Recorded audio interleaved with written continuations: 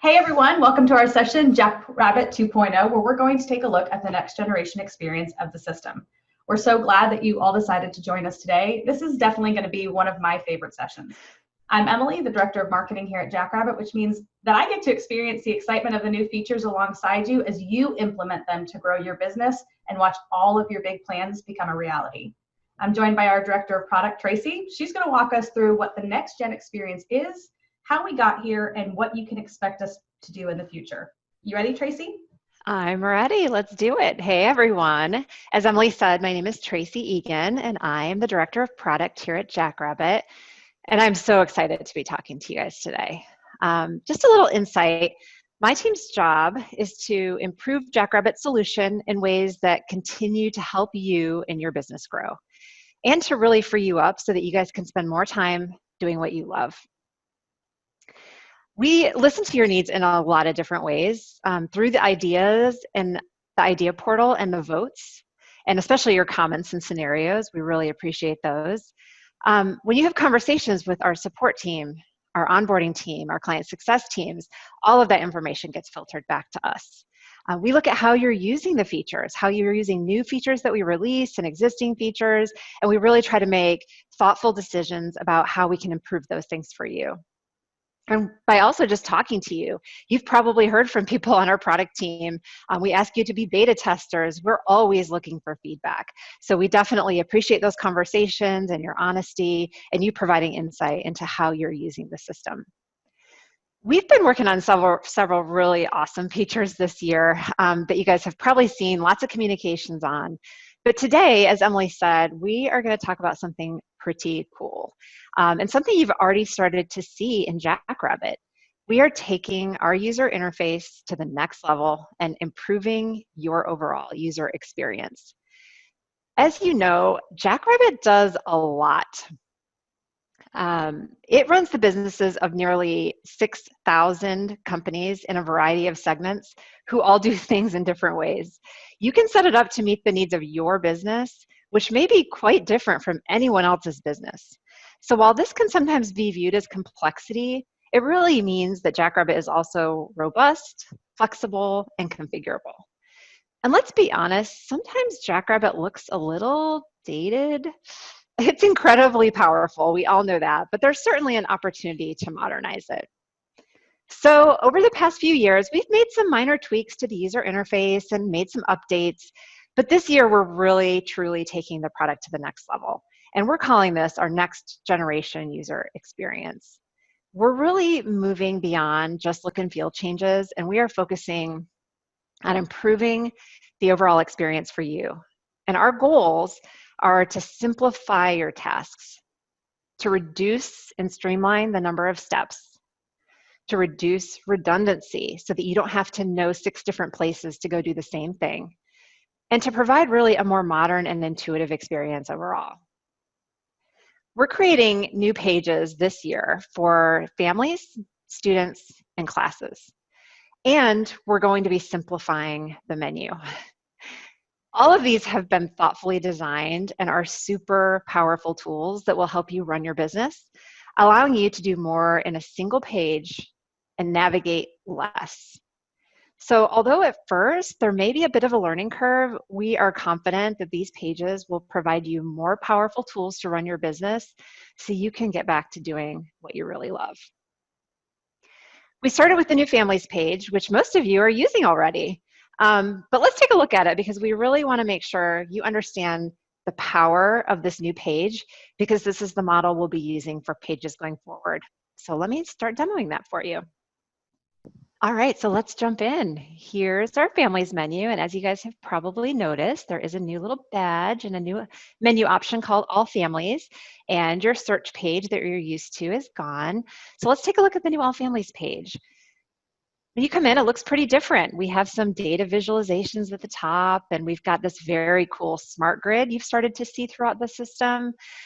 So this is the new page. And one thing that's very important to notice, this is called the All Families page. And when you come into this for the first time, and the same with students and the same with classes, just realize that this is returning all records. We're not pre-filtering anything. This is not just active families or currently enrolled families. So previously, when you'd go to the search page, even though you still got to select your options, it's still defaulted a couple of those different values. So just know when you get started, this is the total number of families that you have within Jackrabbit. So you're starting with everything, and then the goal is that you can start to narrow down your data to actually act on it and do what you need to do, but at least you know you're always starting with everything. So let's kind of start at the top with these data visuals. These guys are not just a pretty face. They have a lot of power behind them. If you notice, when I hover over my status, I've got 87 active students and 229 inactive, right? So if I decided I wanted to click on my active students, it'll narrow down my list. So now I'm only viewing my 87 active students. Boom, just like that. I don't have to go into the filter and add any filters. I can just click it here. And if within those active students, for example, I wanted to see those that had not yet signed agreements with me for my policies, I could click here and it's going to narrow it down. Now, if you notice up here, we're calling this our breadcrumbs bar. And this is telling me, as I add filters, which filters I have active. So if once I say, okay, I've got all of these students, these families, and these are the families that don't have signed policy agreements, then I'm done with that. I can just get rid of that breadcrumb and I go back to just active families. So these can be used in a variety of different ways, but for you, you're gonna get a quick glimpse at what data is behind it, and you also get to click on it to drill down into some more detailed information. And don't forget the breadcrumbs, because that'll always give you some context as to where you are. Now, something else to keep in mind here is we have a more advanced filter. So similar to the previous search page, you can go in and filter by all of those same things. So notice here, what we've done is we've really stepped back and said, which things need to go together? So things that are related to enrollment are together under enrollment.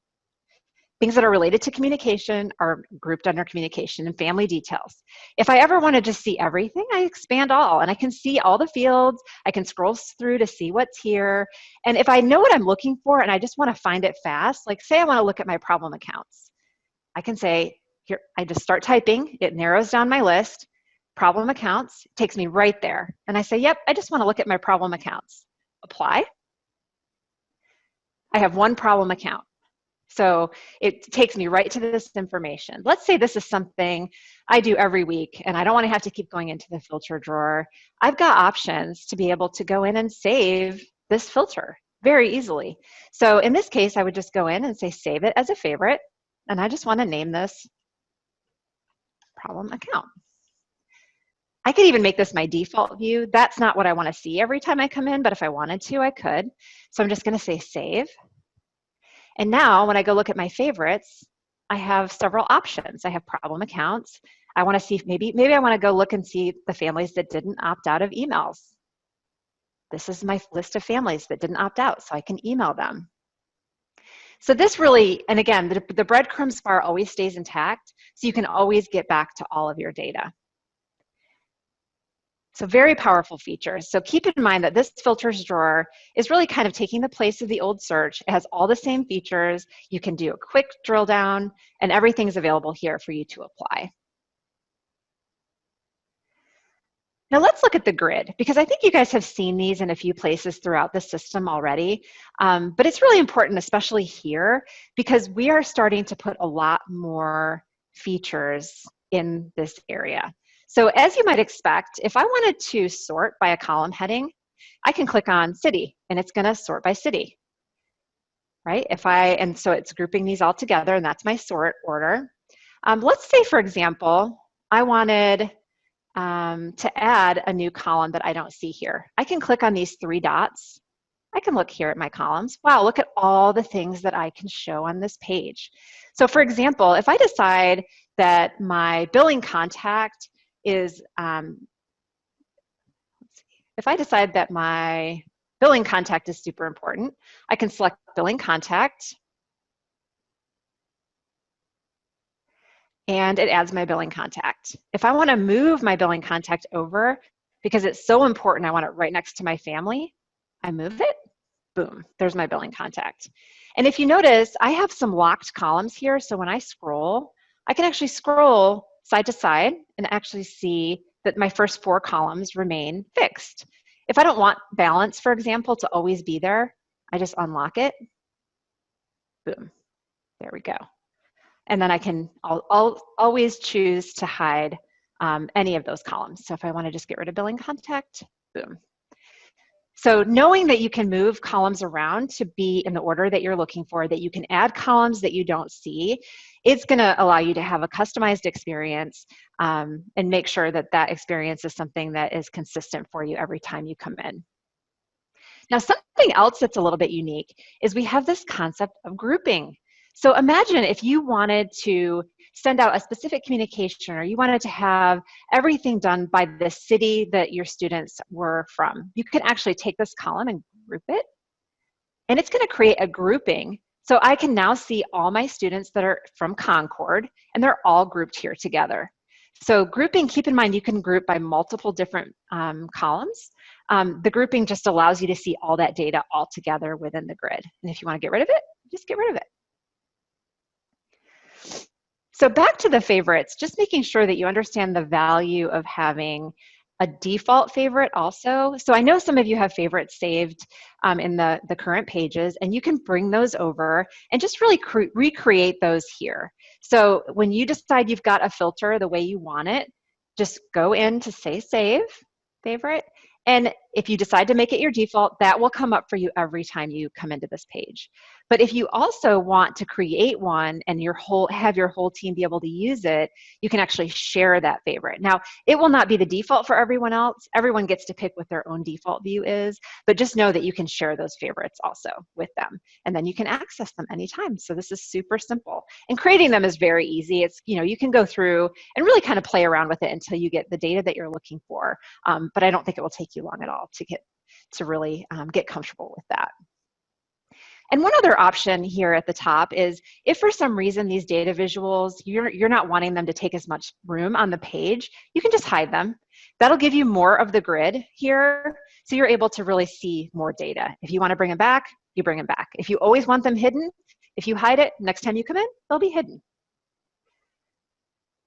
Now, there's a couple other powerful things within the grid that are going to, I think, provide a lot of functionality for you. So in the 3 dots here, these are actions that you can take on the row, right? So you could actually come here and just drill into your details, or you can post fees, or you can accept payment and post credits for this family. So just by selecting the row, you've got all of this power right here at your fingertips.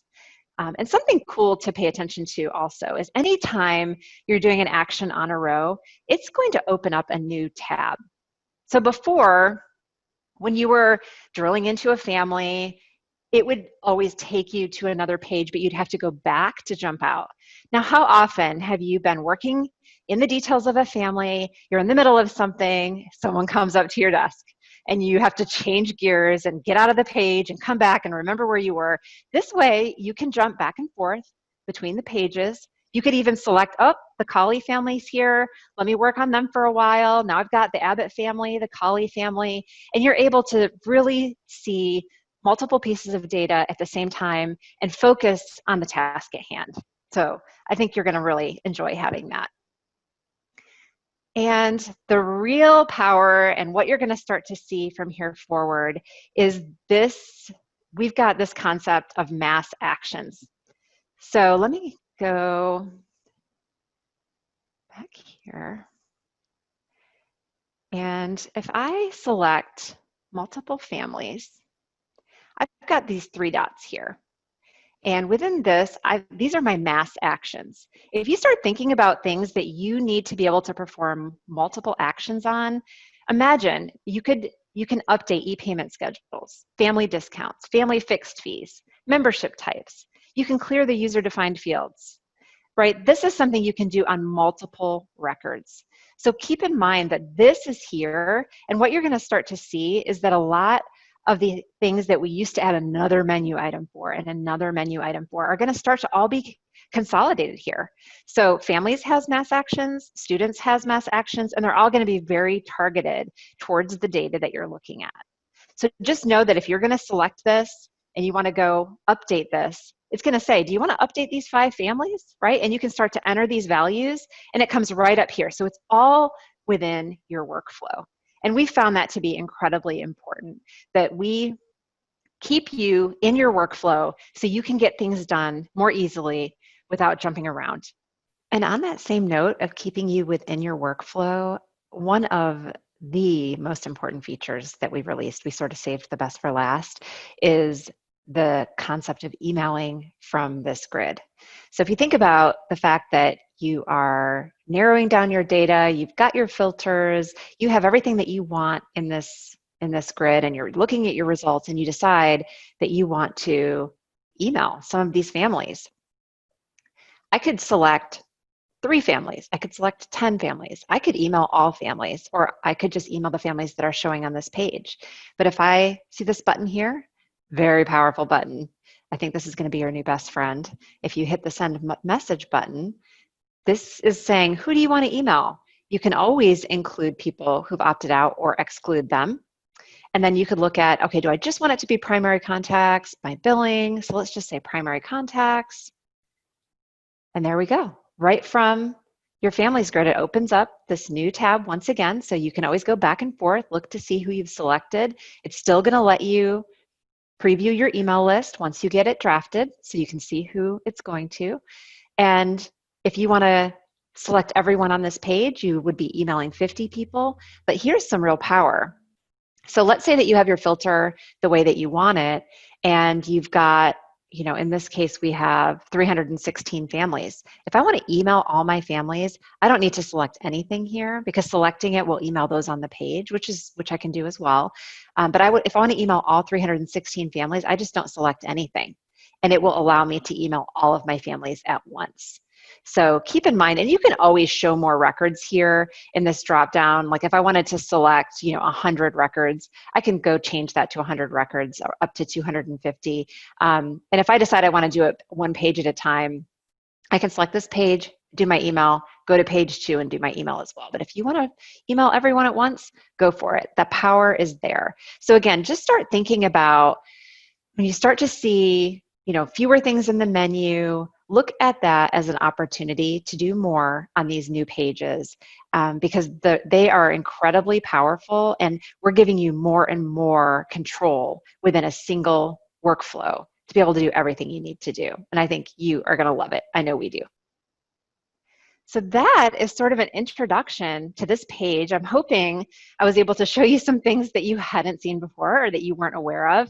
And let me just show you the students page. So this is new as well, and this has been out even more recently. But keep in mind, this is the same. The same features are available on this page. So you look at the different data visualizations, like absences. Which students in the last 14 days have had more than 4 absences? You can click right on this visual, and it's going to narrow down your data for you. And if I want to get rid of that, I can go back here, and I can look at makeups. How many people do I owe makeups for? If I want to look at who needs more than 4 makeups, I can view those families. So just keep in mind, these data visuals, while they are available to you, you always also have the filter drawer. And this filter drawer is, again, very targeted to this page, and really gives you the power to find whatever it is that you're looking for. The mass actions on this page, let's take a quick look at those. We've got student fixed fees. Add a note. How often, now that we have this notes feature, I hope you guys are using this because it is amazing. But imagine wanting to add a note to multiple different students. In this way, you can add a note to all the records that you have selected, and that same note will get added to all of them. You don't have to add it separately. So you can do it right here from the students page. And then also clear the UDF answers, the user-defined field answers. Now at the row level, you've got some options here. And in addition to view and edit, which takes you into that detail view, you can enroll a student, you can email the schedule, access the information sheet, you can log absences and attendance, or add a note at the specific student level. So think about all the times when you were having to jump around and go do things in different places. The goal is that we start to centralize the activities that you need to do so you can stay in one place, get it all done, and move on with your day. Now on the classes side, we do, that page is in development, but it's going to be coming out very soon. And if it's the same exact practice here, you're going to see all the same features, and the mass actions available on classes are that you can mass add resources. So if you think about adding files, something that you need to add to an entire class of kids, you can do all of that from the classes menu. Also mass drops and mass edits. So that will all be coming very soon. So these 3 pages we've been working really hard on. We hope that you are fully embracing them, because this is something that could really alter the way that you carry out your business today. So we strongly encourage you to start using these pages. They are incredibly powerful, and we really want you to start getting your favorites moved over and start harnessing the power of these pages. So with that, let me go back to our presentation. So I've got some quotes here. So just a little background. Before we released the families page and the students page to everyone, we did a beta test, which is basically the way we test out new features with a smaller subset of our customers. And we did that test with a very large segment of our clients. And as you can see here, there's some quotes that came from the clients that were part of that beta test. So I'll let you kind of read through those as I'm talking. But really, there were over 400 clients that were part of our beta. That's one of the largest betas we've ever had. And we did send that out in advance and said, hey, does anyone want to be part of this? And we got a ton of interest. So we just let everyone participate. And to get feedback, we did multiple surveys. We got a lot of survey responses. We talked to hundreds of these clients. And we've been really making tweaks and changes based on their feedback for the last several months. So these pages that you're seeing, we have baked in a ton of client feedback, and we've really listened to what people are trying to do, what their expectations are, and tried to refine these pages to really meet the needs. So just letting you know that that was done. We have received a ton of feedback, and we've done our homework to make these pages better before we release them. Thank you, Tracy and Emily, for all the great information on the next generation experience so far in Jackrabbit.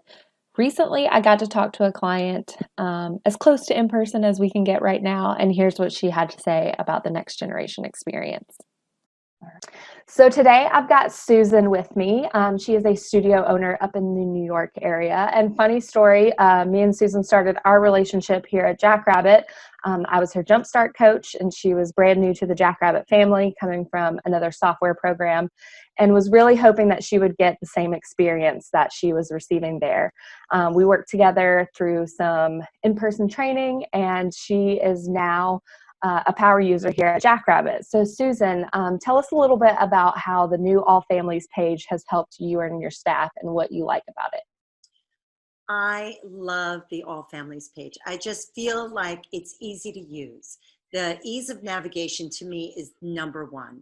Oh, yeah. And everything at your fingertips is number two. I feel like I can use the filters to allow me to zero in on what I want.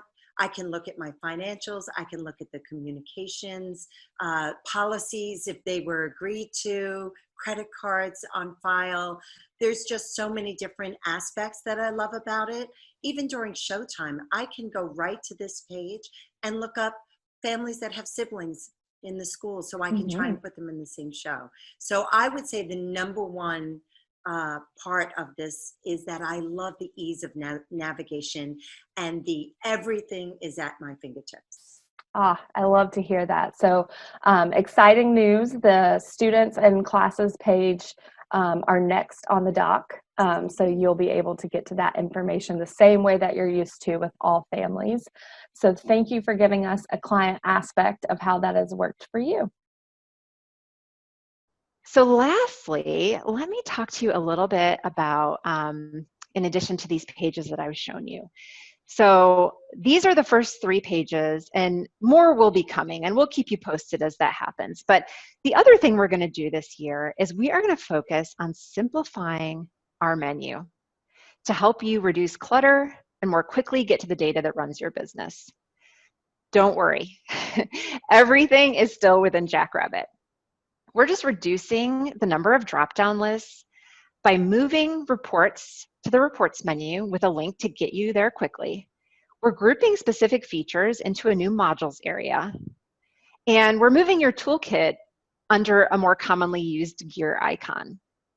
So while this feature is still in design, I can give you a quick peek at a few of the preliminary designs. Here's an example of what the students menu may look like. So today, there are 7 items in this drop-down list. 4 are related to skills, which in this example are going to be rolled into the new modules section. 2 of them are reports. So we're going to be moving those and linking you to the student reports section. And then 2 of them are going to get consolidated into the new students page. So imagine today when you go into the menu, there are a lot of times when you're like, it can almost be overwhelming. There's so many different options. So we really were thoughtful about how we could be more organized and provide a more simplified experience for you. So another example to show you is the tools area. So today, we have tools as a menu option. We're going to be moving that over to this little gear, and we've got these sort of as an accordion. So you can break these out and expand them in different areas, but all of the things in your toolkit will be here in the new tools menu. So something else that's kind of cool is that when we roll this out, we are going to give you time to try it first. So you're going to see, this isn't there yet, but you're going to see this little toggle switch, and you're going to get to have a feel for the new layout. And we're confident that when you start to play around with this new menu and start to see how it simplifies things and how easy it is to get to what you need, that this is just going to be the way of the future for you. So just know that when you start to see this, we strongly recommend that you test it out, get comfortable, and provide us feedback, because we really want to refine this and make sure that this menu meets your needs and that what you're expecting is present in the new menu. So be on the lookout for that. That is coming. And I'm sure your next question is, when is all this coming? Well, let me tell you. This is a bit of a timeline here. So let's kind of just walk through this. We started working on our new smart grids, and you've started kind of seeing those in the product throughout 2019. The families page was released in June, and the students page was released in July. And classes will be coming in August. So we'll have all 3 of those done. And then the simplified menu will also be coming in August. And that's where you'll get to toggle back and forth. So all of these options are really allowing you to test out the new page, look at the new menu, get a feel for it, and make sure that you can run your business. And if you have questions, we are here for you. Now, eventually, we are going to be moving away from those classic views, and that's going to happen sometime this fall. But you're going to have plenty of time to get comfortable with these new pages, and we are sure that you're going to be very happy with what you see. So where do we go from here? Our suggestion is start using these new pages. We really want you to use the pages and make sure that you're comfortable with them and that you can still do what it is that you want to do, and that you provide feedback to us if there's something you are unsure of how to accomplish. Also, if you do have favorites on the families and students pages, go grab those, make sure you know what favorites you use, and go create them on the new pages. That's important. And then once the classes page comes out, do the same thing there. So saving your favorites so that when we do remove those classic pages, you're all set and ready to go. And that's everything. That's what we're doing from the next generation user experience perspective. And we're super excited. I mean, as you can tell, there's a lot of work that's gone into this, but it's been very carefully done. Tracy, I mean, I have to tell you, every time you guys demo or train on this system, first of all, I'm blown away, but I always find another set of functionality that I didn't really know existed. And I'm like, how could I have missed that? Or I learned something new about the pages. And I thought they were mega powerful. And then you demoed it again. And I realized I mean, it just gets better every time. But I know every time we talk about these pages or the next gen experience, there's a few questions that come up. So if it's okay with you, I thought maybe we'd knock a few of those out, because there's surely some minds in the audience that want to know. So do you mind if I run some things past you? Let's do it. Yeah. All right. So number one, anytime we talk about this next gen experience, the first question we get is, can I still use the original search that I'm used to? I know, we do get that question a lot. And actually, this is something I didn't show during the demo, but I do want to show it now. So let me give you a little peek at what we've offered in the short term when you have this question. So, all right, let me go back into the All Families page, and I'll show you until we remove the classic pages, we're giving you still a way to get back to search. So if, for example, you're very rushed, you know where it is in the old page, and at this moment you don't have time to go figure out where the new search field is, or the new filter, if you look on the new page, you go to filter, and there's this use classic search. This will be available until the fall. And that's why we're saying, go grab your old favorites, go back to classic search. It's going to take you right to the original classic search that you're used to, but this is the only place you can access that. So it was important for us to make sure you had a path back to that for now. And so that's how you'll get back to it in the short term. And then as of fall, we'll be removing those classic options. Okay, I think that'll make some people feel better. I know everybody's excited, but it's good to have Old Faithful when you need it. It is, definitely. We understand that, and we're sympathetic to it. And especially with everything going on right now, we definitely wanted to make sure that they still felt comfortable, that they could get what they needed while they're acclimating to the new page. I think that button's a great spot too, so you can kind of explore and then make the decision to go look at classic if you need to. I love that it opens in a new tab. You can toggle back and forth between the two. And so on that note, the next question we get is, all right, I like these new pages. I'm ready to move over to them, but I have muscle memory working against me. What if I need help with the new page? Where do I even start? Great question. So we are offering custom checkup calls for these new pages and menus. So we suggest first, take a look around, try to do your work on the new pages, get used to the filtering, get your favorites set up and your default views saved. But if you still have questions, we are here. So you can set up a checkup call with us, and we will make sure you are fully optimizing these tools and that you know where everything is, so that you can continue to do what you do on a day-to-day basis. Okay, I love that. And as you guys know, our education team, they just work feverishly around the clock to make sure that you've got videos, help documentation, everything that you need. So right alongside of product, you've got your fabulous education and client success teams cranking out content as all of these things are released too. So definitely check out the help section as we go. And this one is not product related, and it might be a little bit of a hot button, but one of the other questions we field all the time, even not related to the next gen user experience, is, Tracy, I voted on an idea, I put an idea in that portal, I have looked at what the top ranking ideas are. Why hasn't mine moved forward? This is a great question. This is a great question. We get this question all the time, and it's not always the most straightforward answer, but let me try to answer this today. So the idea portal is a great way for us to see what our clients care about and the things they want to see improved. So we use it as a way to get insights, understand which clients have the needs, in which segments.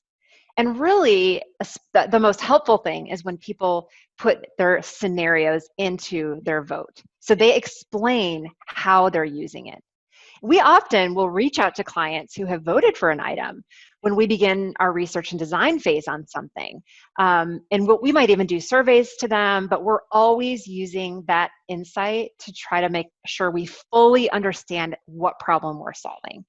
We've also implemented hundreds of features based on this idea portal, and we've only had it for just over 2 years. But the idea portal is really just one input for us. There are a lot of factors that go into what goes on our product roadmap. And we talked earlier about, we get input from our clients through our support team, client success teams, onboarding teams. We're always working with potential partners and looking for innovation ideas so that we can continue to grow and offer things that help you grow. So as we look at the data, we're watching how you guys use the system today, and we're really trying to make sure that we're optimizing features for you and the way that you're using them. One other thing to note, we created our 2020 roadmap in Q4 of 2019. So the roadmap for 2020 was pretty much set for the year in 2019. Now, that obviously we leave some openings in case we need to shuffle things around. And this, as we know, was a very interesting year. We did pivot to make several changes to help you guys reopen after COVID. And so we prioritized things that we knew, would allow you to offer virtual classes and allow you to put your resources in sooner. But we do typically decide on the roadmap for the upcoming year in Q4 at the latest. So we're not adding new features mid-year necessarily on a regular basis. We do, add sometimes some smaller things, or if we're shuffling things around. But when you see something that has a lot of votes, it may have just missed the cutoff for the roadmap, and we're going to be evaluating it for the following year. So, give us a little bit of time, but continue to provide us your scenarios and your feedback, because it is just so valuable, and we sincerely appreciate it. That's a good answer. I'll take it.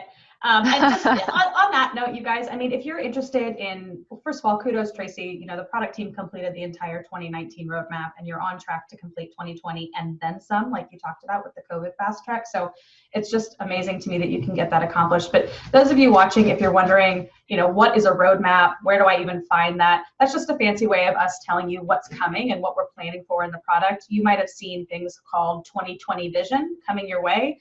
If not, I really encourage you to go to jackrabbitclass.com, search the term 2020 Vision, jump into the blog. You won't be able to miss it, but that will link you to a full visual display of what is on our roadmap, what we've already completed this year, and more details. We link back to blogs and help articles so you can really navigate. There's probably a ton of things that came out that you haven't even gotten to experience yet. So I definitely encourage you to explore the blog, explore the help section, and look for the term 2020 Vision if you're wondering what else is coming this year, because the next gen experience is great, but not to spoil anything, Tracy, there's other really cool things coming. There definitely are.